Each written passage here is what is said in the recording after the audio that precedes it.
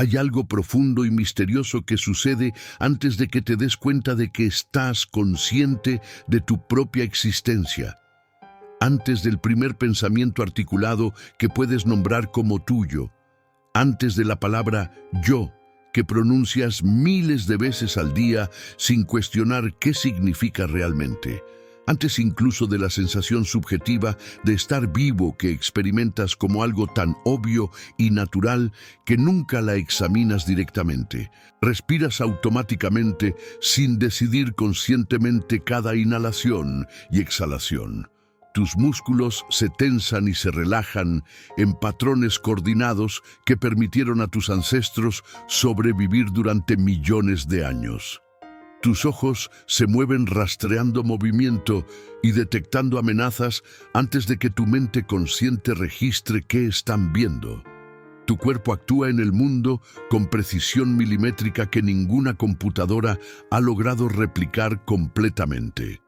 Y solo después de que todo esto ya ha ocurrido, después de que tu organismo biológico ha tomado miles de microdecisiones procesando información sensorial y coordinando respuestas motoras, aparece la conciencia diciendo con voz autoritaria: yo hice eso. La conciencia se atribuye crédito por procesos que ya habían completado su trabajo antes de que ella llegara a la escena. Pero, ¿y si esa atribución fuera fundamentalmente una ilusión, un truco que tu mente se hace a sí misma para mantener coherencia narrativa? ¿Y si la conciencia no fuera el origen soberano de tus actos como siempre has asumido, sino apenas el eco que llega tarde al teatro de operaciones, el comentarista que narra eventos que ya ocurrieron? Friedrich Nietzsche fue uno de los primeros pensadores occidentales en atreverse a formular esta sospecha radicalmente peligrosa para nuestra autoimagen, que la conciencia no gobierna la vida en el sentido que imaginamos, que no es el piloto que dirige el barco, sino apenas un pasajero que cree estar manejando el timón, que aparece como subproducto, como efecto colateral de fuerzas más profundas, más antiguas, más poderosas que ya estaban actuando mucho antes de que existiera algo llamado conciencia reflexiva. Esta idea no solo cuestiona la filosofía tradicional, sino que amenaza la imagen que tenemos de nosotros mismos como agentes racionales autónomos que controlan conscientemente nuestras vidas. Si Nietzsche tiene razón, entonces la mayoría de lo que atribuimos al yo consciente es en realidad producto de procesos que operan completamente fuera de nuestro control o incluso de nuestro conocimiento. La conciencia, en esta visión perturbadora, sería similar a la luz de las estrellas. Cuando finalmente la vemos, los eventos que la produjeron ya ocurrieron hace mucho tiempo. Somos espectadores que llegan tarde a la función y creen ser los directores de la obra. Durante más de 2 milenios, desde los antiguos griegos hasta la modernidad ilustrada, la filosofía occidental construyó meticulosamente un mito cultural extraordinariamente poderoso y aparentemente inquebrantable, la idea fundamental de que el ser humano es, ante todo y por encima de cualquier otra característica definitoria, un ser esencialmente racional y consciente. Un animal que piensa, que razona, que delibera antes de actuar, cogito ergo sum, pienso, luego existo. La frase de Descartes se convirtió en fundamento de toda la filosofía moderna, estableciendo el pensamiento consciente como base inamovible de la certeza y la identidad. Pero cuando Nietzsche escuchó esa frase que había definido siglos de pensamiento filosófico, no se impresionó con su aparente profundidad. Sonrió con ironía devastadora, porque para Nietzsche, entrenado no solo en filosofía, sino también observador agudo de procesos biológicos y psicológicos, el pensamiento consciente no era el punto de partida fundamental de la existencia humana, sino apenas la superficie visible de algo mucho más antiguo, mucho más profundo, mucho más determinante, que opera constantemente bajo el umbral de la conciencia. Antes de que pienses articuladamente sobre lo que deseas, ya deseas con intensidad que mueve tu cuerpo y dirige tu atención. Antes de que razones sobre qué acción tomar, ya reaccionas automáticamente a estímulos que tu sistema nervioso procesa en milisegundos. Antes de que decidas conscientemente qué hacer, tu cuerpo ya eligió una respuesta basada en patrones desarrollados a lo largo de millones de años de evolución. La conciencia, entonces, no sería la reina soberana del reino interior como había proclamado la filosofía racionalista durante siglos. Sería más bien el narrador que llega después de que los eventos importantes ya ocurrieron, ordenando la historia retrospectivamente para que parezca coherente y secuencial, para que parezca que hubo un yo unificado que controló conscientemente todo el proceso desde el principio. Este narrador interno no miente deliberadamente, pero tampoco tiene acceso privilegiado a la verdad de lo que realmente sucedió en los procesos neuronales que precedieron su aparición. Simplemente construye la mejor historia que puede con la información limitada disponible, llenando los vacíos con confabulaciones plausibles que mantienen la ilusión de control consciente.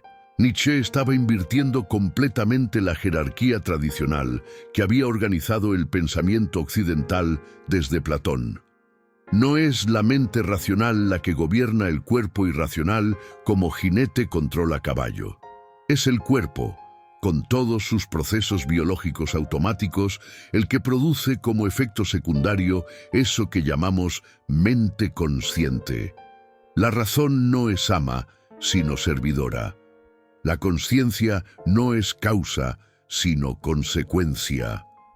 El yo, que crees ser, no es autor de tu vida, sino personaje en una historia que otros procesos están escribiendo constantemente sin consultarte.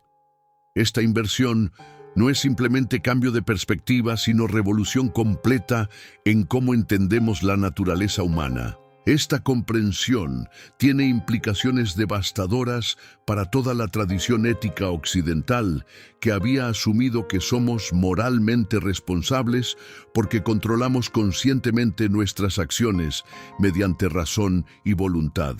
Si la conciencia llega tarde, si las decisiones ya fueron tomadas por procesos inconscientes antes de que las experimentemos conscientemente, ¿qué significa responsabilidad moral? Para Nietzsche, esto no eliminaba la ética, pero sí requería reconstruirla sobre bases completamente diferentes. No podemos basar moralidad en la ilusión de libre albedrío consciente. Debemos entender que somos expresiones de fuerzas naturales que operan a través de nosotros, y que la pregunta relevante no es si controlamos esas fuerzas, sino qué tipo de fuerzas estamos cultivando y expresando. Nietzsche le dio la vuelta completa y radical a la jerarquía tradicional que había organizado el pensamiento occidental desde sus orígenes griegos, invirtiendo siglos de suposiciones sobre qué es fundamental y qué es derivativo en la naturaleza humana. No es la mente inmaterial la que gobierna el cuerpo material, como había afirmado el dualismo desde Platón y luego Descartes. Es el cuerpo físico, con toda su complejidad biológica, el que produce la mente como uno de sus muchos productos. Instintos heredados de millones de años de evolución, afectos que surgen de sistemas neurológicos antiguos, impulsos que emergen de necesidades biológicas fundamentales, fuerzas vitales que chocan constantemente, compiten por recursos limitados, se reorganizan en jerarquías dinámicas que cambian momento a momento. Todo esto está ocurriendo constantemente bajo la superficie de lo que llamamos conciencia. Y cuando ese caos de fuerzas biológicas necesita alguna forma de coordinación para actuar efectivamente en mundo social complejo, cuando requiere comunicación con otros organismos similares, cuando debe negociar entre diferentes impulsos contradictorios, entonces nace la conciencia como herramienta organizativa. No para dirigir soberanamente, sino para comunicar y coordinar. La conciencia no apareció evolutivamente para darnos control absoluto sobre nuestras vidas, como imagina el narcisismo humano.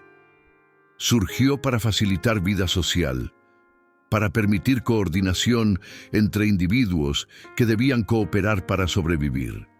Es fundamentalmente herramienta social antes que instrumento de autoconocimiento o autocontrol. La conciencia sería, entonces, sistema de señalización similar al lenguaje, interfaz diseñada para traducir impulsos internos complejos y multidimensionales en palabras lineales, compartibles con otros. Simplifica enormemente la riqueza de la experiencia corporal para hacerla comunicable.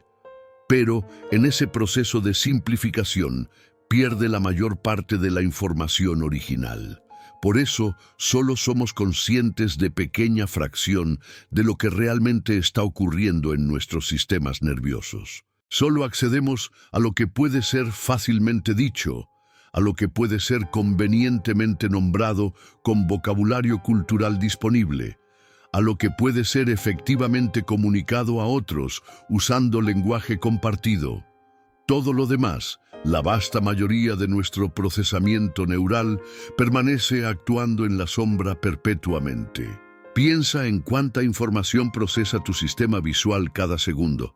Millones de fotones golpeando la retina, patrones complejos de luz y sombra, movimientos sutiles en campo visual periférico. Pero solo eres conscientemente consciente de minúscula fracción de esa información, la parte que es relevante para tareas actuales y que puede ser fácilmente verbalizada. El resto se procesa automáticamente sin nunca llegar a conciencia, influenciando tu comportamiento de maneras que no reconoces. Tu cuerpo sabe mucho más de lo que tu mente consciente puede articular. Tiene inteligencia propia que opera según lógicas diferentes de la razón consciente, pero que es frecuentemente más sabia sobre lo que necesitas para sobrevivir y prosperar. Nietzsche frecuentemente escribía sobre la gran razón del cuerpo, en contraste con la pequeña razón de la mente consciente. El cuerpo coordina billones de células, regula miles de procesos bioquímicos simultáneos, mantiene homeostasis compleja, todo sin necesidad de supervisión consciente. Esa es sabiduría que trasciende cualquier cosa que el pensamiento verbal pueda lograr. Cuando ignoras las señales de tu cuerpo porque tu mente consciente tiene otras prioridades, frecuentemente pagas precio en forma de enfermedad, agotamiento o colapso eventual. El cuerpo tiene su propia forma de pensamiento, que es anterior y frecuentemente superior al pensamiento consciente, pero que la cultura racionalista nos enseñó a despreciar y ignorar sistemáticamente. Aquí Nietzsche lanza una de sus ideas más profundamente perturbadoras para el sentido común que todos compartimos sobre nosotros mismos. Una idea que socava los fundamentos mismos de cómo experimentamos la identidad personal. El yo, que consideras el centro de tu experiencia, la unidad que crees ser, no es una entidad real con existencia sustancial, sino una ficción gramatical, una construcción lingüística que confundimos con realidad metafísica. Decimos constantemente en lenguaje cotidiano, yo pienso, yo decido, yo quiero, yo creo, yo siento. Estas frases gramaticalmente simples parecen describir relación directa entre agente unificado, yo, y acción o estado mental. Pero Nietzsche argumentaba que esas frases engañosamente simples esconden el proceso real mucho más complejo que está ocurriendo. No hay realmente un yo que piensa como sujeto separado de la actividad de pensar. Hay simplemente pensamientos ocurriendo, eventos mentales emergiendo de procesos neuronales, sin necesidad de postular entidad separada que los tiene o los hace. Similarmente, no hay yo que decide. Hay simplemente decisiones emergiendo de competencia entre impulsos diferentes, sin director central que orquesta el proceso. El yo aparece después como punto imaginario de unificación que agrupa retrospectivamente todos estos eventos dispersos bajo nombre único. No porque exista como centro real con sustancia propia, sino porque es psicológica y socialmente útil creer que existe. Necesitamos ficción de identidad unificada para funcionar en mundo social que demanda accountability, que requiere que seamos personas consistentes a lo largo del tiempo. La conciencia crea al yo, del mismo modo que el lenguaje crea sujetos gramaticales en una frase, no porque realmente estén ahí como entidades preexistentes esperando ser nombradas, sino porque la estructura del lenguaje requiere sujeto para cada verbo, agente para cada acción. Es requisito gramatical, no descubrimiento metafísico. Esta comprensión no significa que debes renunciar al uso del pronombre yo en conversación cotidiana, lo cual sería socialmente disfuncional e imposible de sostener. Significa reconocer que cuando dices yo, estás usando etiqueta convencional útil, no refiriéndote a esencia metafísica que existe independientemente del lenguaje que la nombra. Diferentes culturas construyen el yo de maneras radicalmente diferentes a través de sus estructuras lingüísticas y prácticas culturales. Algunas culturas enfatizan yo independiente y autónomo. Otras construyen yo más relacional definido por conexiones con otros. Esto sugiere que el yo es producto cultural variable, no verdad universal sobre naturaleza humana. Cuando observas cuidadosamente tu propia experiencia, sin filtro de suposiciones culturales, encuentras realmente un yo sólido y unificado, o encuentras flujo cambiante de sensaciones, pensamientos, emociones que no tienen centro fijo. La sensación de yo unificado es construcción posterior, narrativa que imponemos sobre experiencia para hacerla manejable y comunicable. Nietzsche no estaba negando que tengas experiencias subjetivas o que haya continuidad en tu vida. Estaba cuestionando la metafísica ingenua que convierte esas experiencias en sustancia llamada yo, con existencia independiente. La diferencia es sutil, pero profunda. Cambia completamente cómo te relacionas con tu propia experiencia cuando reconoces que el yo es proceso, no cosa. Esta comprensión puede ser liberadora cuando la asimilas profundamente. Si no hay yo fijo que defender, si la identidad es fluida y construida en lugar de sólida y dada, entonces posibilidades de transformación se vuelven infinitamente más amplias. No estás atrapado en esencia inmutable, sino participando en proceso creativo constante de construcción de subjetividad. Para Nietzsche, la conciencia reflexiva no surge espontáneamente como característica inevitable de sistemas nerviosos suficientemente complejos. Aparece específicamente cuando hay conflicto entre diferentes impulsos, cuando las fuerzas internas ya no fluyen suavemente sin fricción, cuando el funcionamiento automático encuentra obstáculos que requieren nueva forma de procesamiento. Los animales no humanos funcionan perfectamente bien con mínima conciencia reflexiva del tipo que caracteriza la experiencia humana. Actúan directamente en respuesta a estímulos. Viven inmersamente en presente sin narrativa elaborada sobre pasado y futuro. Reaccionan a necesidades inmediatas sin segunda capa de pensamiento sobre el pensamiento. La conciencia reflexiva elaborada aparece evolutivamente cuando el instinto simple ya no basta para navegar complejidad del mundo, especialmente complejidad de mundo social. Cuando la vida se vuelve suficientemente compleja que respuestas automáticas ya no son adecuadas. Cuando la sociedad humana exige niveles de control conductual, explicación verbal de motivaciones, justificación racional de acciones que van más allá de lo que instinto puede proporcionar. Por eso, en cierto sentido paradójico y contraintuitivo, más conciencia no significa necesariamente más vida en sentido de vitalidad, salud, poder. Muchas veces significa exactamente lo opuesto: más tensión interna, más conflicto entre impulsos, más necesidad de supervisión consciente sobre procesos que funcionaban mejor automáticamente. La conciencia sería el precio evolutivo que pagamos por haber domesticado nuestros instintos salvajes para vivir en sociedades complejas con reglas elaboradas. Ganamos capacidad de cooperación a gran escala y tecnología sofisticada, pero perdimos espontaneidad, inmediatez, confianza en sabiduría del cuerpo, conexión directa con impulsos vitales. El ser humano moderno, hiperconsciente y constantemente monitoreando sus propios procesos mentales, es frecuentemente más neurótico que los ancestros que vivían más instintivamente.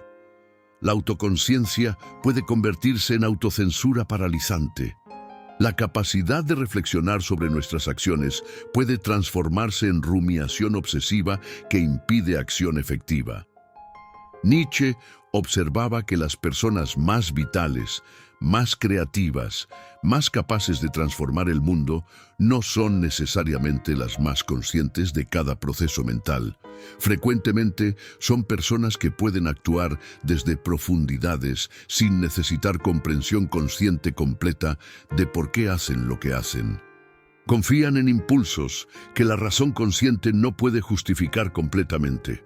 Esta observación no es llamado a irracionalidad total o abandono de conciencia, es reconocimiento de que conciencia es herramienta, entre otras, útil para ciertos propósitos, pero no necesariamente superior a otras formas de inteligencia que poseemos. Hay sabiduría en intuición, en instinto, en impulsos corporales que preceden y frecuentemente superan la deliberación consciente. El ideal no es maximizar conciencia como si más siempre fuera mejor. Es desarrollar relación apropiada entre conciencia y procesos inconscientes. Saber cuándo confiar en deliberación racional y cuándo confiar en sabiduría del cuerpo que opera bajo nivel verbal. Esta es forma de sabiduría práctica que la hiperracionalidad moderna frecuentemente pierde. La modernidad occidental, especialmente desde Ilustración, pero intensificándose dramáticamente en siglo XXI digital, cree firmemente que aumentar la conciencia reflexiva representa inequívocamente progreso humano. Más autoconocimiento, más introspección, más análisis de procesos mentales. Nietzsche, observando tendencias de su propia época que se han intensificado exponencialmente en la nuestra, no estaba tan seguro de esta ecuación simple, porque una conciencia hipertrofiada, desarrollada desproporcionadamente en relación con otras capacidades, puede convertirse fácilmente en prisión psicológica en lugar de herramienta de liberación, en autoobservación obsesiva constante que nunca permite simplicidad de actuar directamente, en parálisis por análisis donde cada impulso debe ser examinado, justificado, explicado antes de que se le permita expresión, pensar demasiado sobre cada decisión trivial, analizar exhaustivamente cada interacción social después de que ocurre, explicarlo todo en términos psicológicos elaborados, justificar verbalmente cada impulso como si impulsos requirieran justificación racional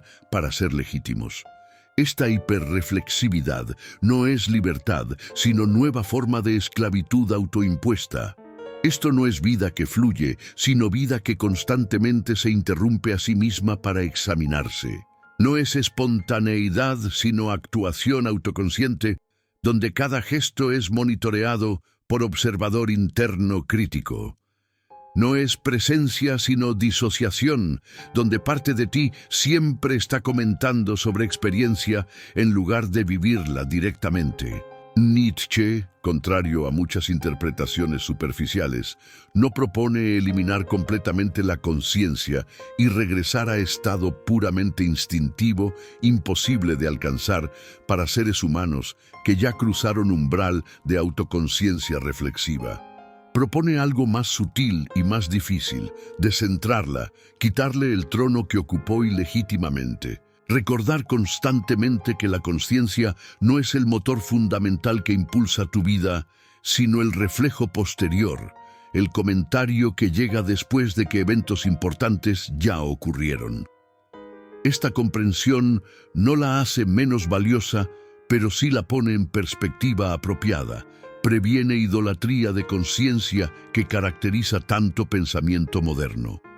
El objetivo no es ser menos consciente en general, sino ser consciente de manera diferente, con diferentes prioridades. Ser consciente especialmente de las limitaciones de la conciencia misma, de todo lo que opera efectivamente sin su supervisión.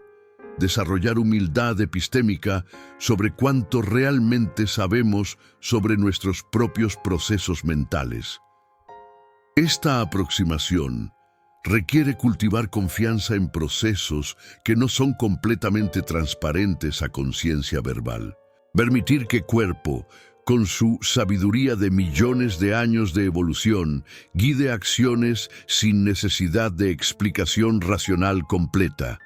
Actuar desde intuición cuando intuición ofrece guía más clara que deliberación consciente. La cultura contemporánea, con su énfasis en mindfulness, autorreflexión constante, análisis psicológico interminable, puede estar inadvertidamente cultivando exactamente la hiperconciencia paralizante que Nietzsche identificó como problemática. No todo necesita ser consciente, no todo necesita ser analizado, no todo necesita ser verbalizado y explicado. Hay valor en hacer cosas sin saber completamente por qué las haces. Hay sabiduría en confiar impulsos que no puedes articular. Hay poder en actuar desde profundidades que la conciencia superficial no comprende. La obsesión moderna con traer todo a luz de conciencia puede ser forma de control que paradójicamente nos hace menos capaces de vivir plenamente. El verdadero trabajo de transformación personal, entonces, no está en pensar mejor, como si pensamiento más claro fuera solución universal a todos los problemas humanos. No está en desarrollar conciencia aún más elaborada que pueda monitorear cada proceso mental con precisión microscópica. Está en algo mucho más fundamental y más difícil: ordenar y armonizar las fuerzas que piensan a través de ti. Cuerpo con sus necesidades y sabidurías que preceden al lenguaje. Deseo que dirige atención y energía hacia objetos antes de que razón pueda justificar la dirección. Instinto que responde a situaciones con rapidez que conciencia verbal nunca puede igualar. Afecto que colorea experiencia de maneras que influencian decisiones bajo nivel de deliberación consciente. La pregunta fundamental deja de ser la pregunta cartesiana moderna: ¿qué pienso sobre esto? La pregunta se transforma en algo más radical y más peligroso. ¿Qué fuerzas me piensan? ¿Qué impulsos están operando cuando creo estar decidiendo racionalmente? ¿Qué necesidades corporales están guiando comportamiento que atribuyo a elección consciente libre? Nietzsche no quería humanos más conscientes en sentido de más capaces de monitorear y explicar cada proceso mental. Quería humanos más vivos, más conectados con fuerzas vitales que los mueven desde profundidades. Menos atrapados en narración verbal del yo, que constantemente se cuenta a sí mismo historias sobre por qué hace lo que hace. Más atentos a corrientes profundas que preceden al pensamiento articulado, que operan bajo lenguaje, que no requieren justificación racional para ser válidas. El poder auténtico no viene de controlar más conscientemente cada aspecto de tu vida, sino de alinearte con fuerzas que son más sabias que tu conciencia limitada. Tal vez la conciencia reflexiva no sea la cima de la evolución humana como hemos asumido orgullosamente. Tal vez sea solo una herramienta de transición, útil para ciertos propósitos, pero no destinada a gobernar totalmente la experiencia humana. Y tal vez el verdadero poder, la verdadera sabiduría, el verdadero florecimiento comienzan cuando dejas de creerte el autor consciente de tu vida y empiezas a sentirte más honestamente como el campo fértil donde algo más grande que tu yo consciente ocurre constantemente, donde fuerzas cósmicas se expresan a través de tu forma particular, donde la vida misma vive a través de ti en lugar de ser algo que tu pequeño yo consciente controla desde arriba. Si la conciencia es solo efecto colateral de procesos más fundamentales, entonces la pregunta urgente no es cómo hacerla más fuerte, sino cómo desarrollar relación más sabia con las profundidades inconscientes de donde emerge.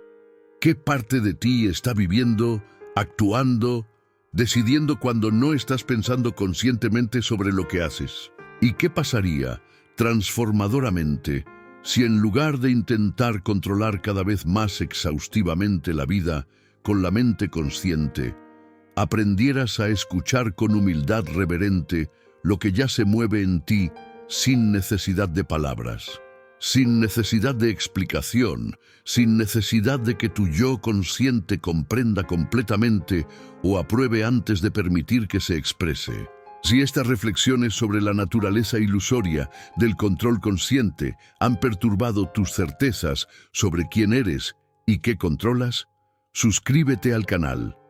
En Sueño Vivo, exploramos los territorios donde filosofía radical cuestiona las bases mismas de la experiencia humana, reconociendo que a veces la única manera de vivir más auténticamente es primero cuestionar radicalmente incluso la conciencia que creemos que somos. No porque realmente estén ahí como entidades preexistentes esperando ser nombradas, sino porque la estructura del lenguaje requiere sujeto para cada verbo, agente para cada acción. Es requisito gramatical, no descubrimiento metafísico.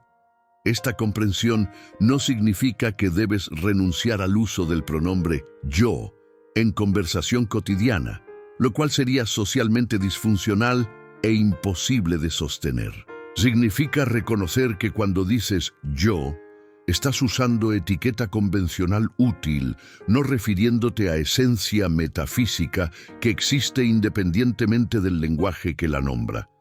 Diferentes culturas construyen el yo de maneras radicalmente diferentes a través de sus estructuras lingüísticas y prácticas culturales. Algunas culturas enfatizan yo independiente y autónomo.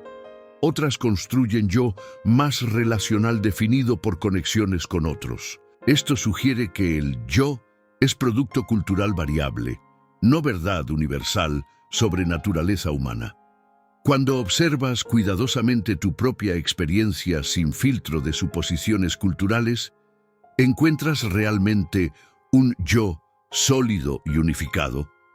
¿O encuentras flujo cambiante de sensaciones, pensamientos, emociones que no tienen centro fijo?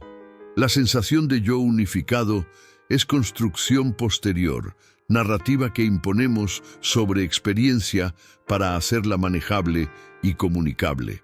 Nietzsche no estaba negando que tengas experiencias subjetivas o que haya continuidad en tu vida. Estaba cuestionando la metafísica ingenua que convierte esas experiencias en sustancia llamada yo, con existencia independiente. La diferencia es sutil pero profunda. Cambia completamente cómo te relacionas con tu propia experiencia cuando reconoces que el yo es proceso, no cosa. Esta comprensión puede ser liberadora cuando la asimilas profundamente. Si no hay yo fijo que defender, si la identidad es fluida y construida en lugar de sólida y dada, entonces posibilidades de transformación se vuelven infinitamente más amplias. No estás atrapado en esencia inmutable, sino participando en proceso creativo constante de construcción de subjetividad. Para Nietzsche, la conciencia reflexiva no surge espontáneamente como característica inevitable de sistemas nerviosos suficientemente complejos. Aparece específicamente cuando hay conflicto entre diferentes impulsos, cuando las fuerzas internas ya no fluyen suavemente sin fricción, cuando el funcionamiento automático encuentra obstáculos que requieren nueva forma de procesamiento. Los animales no humanos funcionan perfectamente bien con mínima conciencia reflexiva del tipo que caracteriza la experiencia humana. Actúan directamente en respuesta a estímulos. Viven inmersamente en presente, sin narrativa elaborada sobre pasado y futuro. Reaccionan a necesidades inmediatas, sin segunda capa de pensamiento sobre el pensamiento. La conciencia reflexiva elaborada aparece evolutivamente cuando el instinto simple ya no basta para navegar complejidad del mundo, especialmente complejidad de mundo social. Cuando la vida se vuelve suficientemente compleja que respuestas automáticas ya no son adecuadas. Cuando la sociedad humana exige niveles de control conductual, explicación verbal de motivaciones, justificación racional de acciones que van más allá de lo que instinto puede proporcionar. Por eso, en cierto sentido paradójico y contraintuitivo, más conciencia no significa necesariamente más vida en sentido de vitalidad, salud, poder. Muchas veces significa exactamente lo opuesto: más tensión interna, más conflicto entre impulsos, más necesidad de supervisión consciente sobre procesos que funcionaban mejor automáticamente. La conciencia sería el precio evolutivo que pagamos por haber domesticado nuestros instintos salvajes para vivir en sociedades complejas con reglas elaboradas.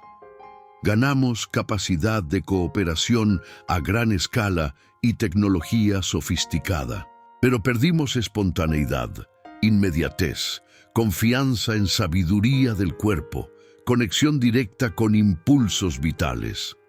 El ser humano moderno, hiperconsciente y constantemente monitoreando sus propios procesos mentales, es frecuentemente más neurótico que los ancestros que vivían más instintivamente. La autoconciencia puede convertirse en autocensura paralizante. La capacidad de reflexionar sobre nuestras acciones puede transformarse en rumiación obsesiva que impide acción efectiva. Nietzsche observaba que las personas más vitales, más creativas, más capaces de transformar el mundo, no son necesariamente las más conscientes de cada proceso mental. Frecuentemente son personas que pueden actuar desde profundidades sin necesitar comprensión consciente completa de por qué hacen lo que hacen. Confían en impulsos que la razón consciente no puede justificar completamente. Esta observación no es llamado a irracionalidad total o abandono de conciencia, es reconocimiento de que conciencia es herramienta, entre otras, útil para ciertos propósitos, pero no necesariamente superior a otras formas de inteligencia que poseemos. Hay sabiduría en intuición, en instinto, en impulsos corporales que preceden y frecuentemente superan la deliberación consciente. El ideal no es maximizar conciencia como si más siempre fuera mejor. Es desarrollar relación apropiada entre conciencia y procesos inconscientes. Saber cuándo confiar en deliberación racional y cuándo confiar en sabiduría del cuerpo que opera bajo nivel verbal. Esta es forma de sabiduría práctica que la hiperracionalidad moderna frecuentemente pierde. La modernidad occidental, especialmente desde Ilustración, pero intensificándose dramáticamente en siglo XXI digital, cree firmemente que aumentar la conciencia reflexiva representa inequívocamente progreso humano.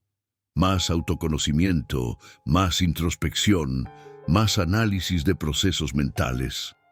Nietzsche, observando tendencias de su propia época que se han intensificado exponencialmente en la nuestra, no estaba tan seguro de esta ecuación simple, porque una conciencia hipertrofiada, desarrollada desproporcionadamente en relación con otras capacidades, puede convertirse fácilmente en prisión psicológica en lugar de herramienta de liberación, en autoobservación obsesiva constante que nunca permite simplicidad de actuar directamente, en parálisis por análisis donde cada impulso debe ser examinado, justificado, explicado antes de que se le permita expresión, pensar demasiado sobre cada decisión trivial, analizar exhaustivamente cada interacción social después de que ocurre, explicarlo todo en términos psicológicos elaborados, justificar verbalmente cada impulso como si impulsos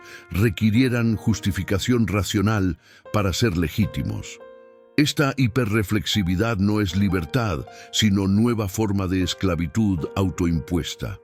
Esto no es vida que fluye, sino vida que constantemente se interrumpe a sí misma para examinarse. No es espontaneidad, sino actuación autoconsciente, donde cada gesto es monitoreado por observador interno crítico.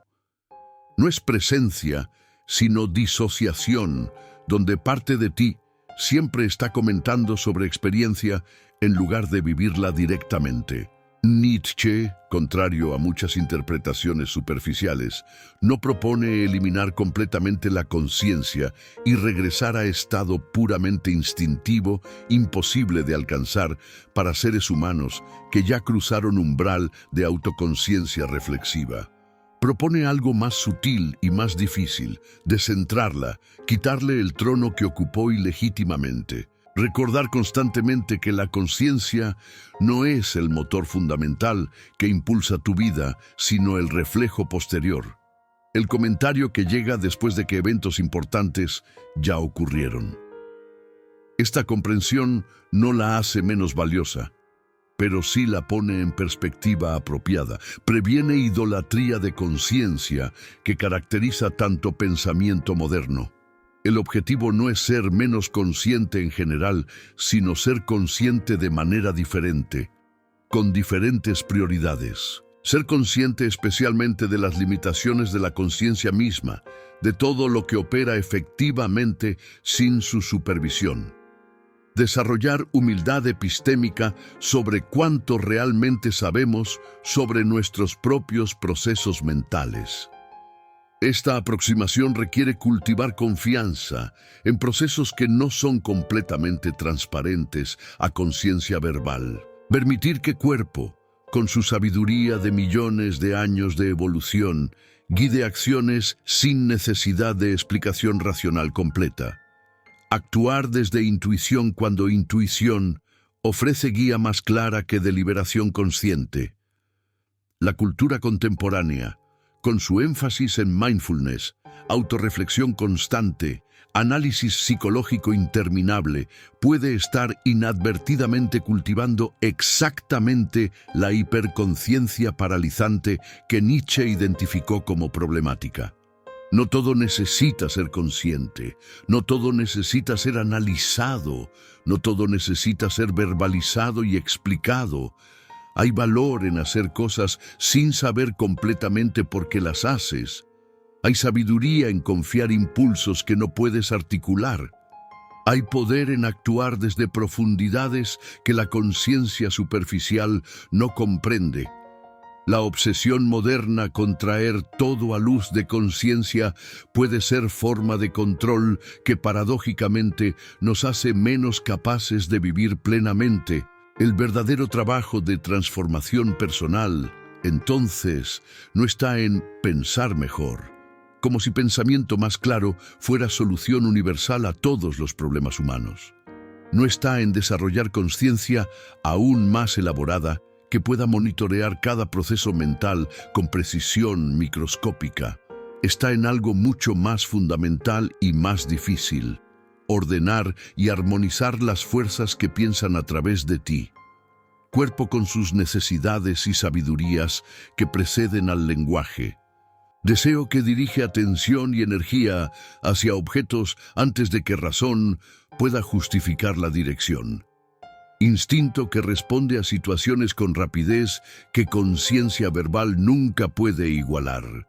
Afecto que colorea experiencia de maneras que influencian decisiones bajo nivel de deliberación consciente.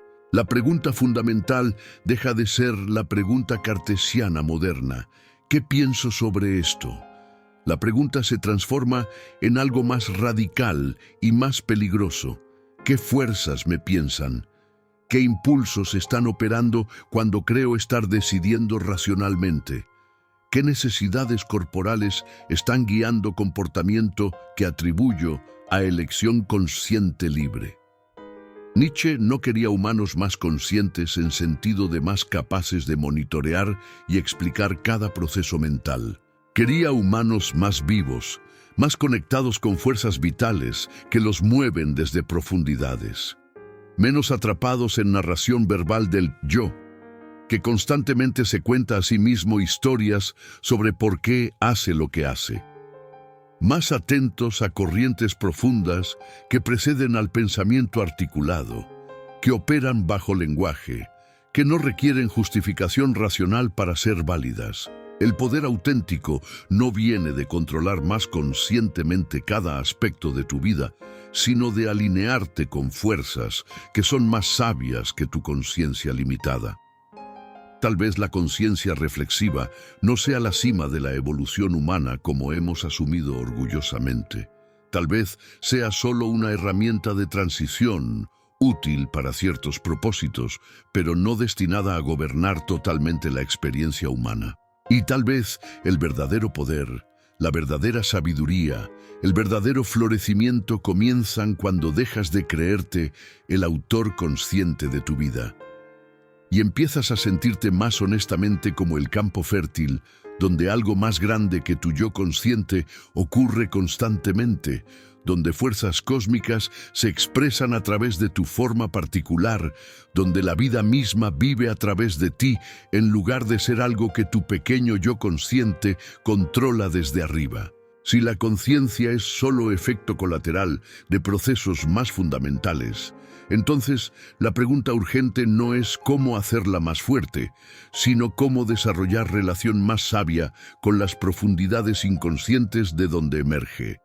¿Qué parte de ti está viviendo, actuando, decidiendo cuando no estás pensando conscientemente sobre lo que haces? ¿Y qué pasaría, transformadoramente, si en lugar de intentar controlar cada vez más exhaustivamente la vida con la mente consciente, aprendieras a escuchar con humildad reverente lo que ya se mueve en ti sin necesidad de palabras, sin necesidad de explicación, sin necesidad de que tu yo consciente comprenda completamente o apruebe antes de permitir que se exprese? Si estas reflexiones sobre la naturaleza ilusoria del control consciente han perturbado tus certezas sobre quién eres y qué controlas, suscríbete al canal.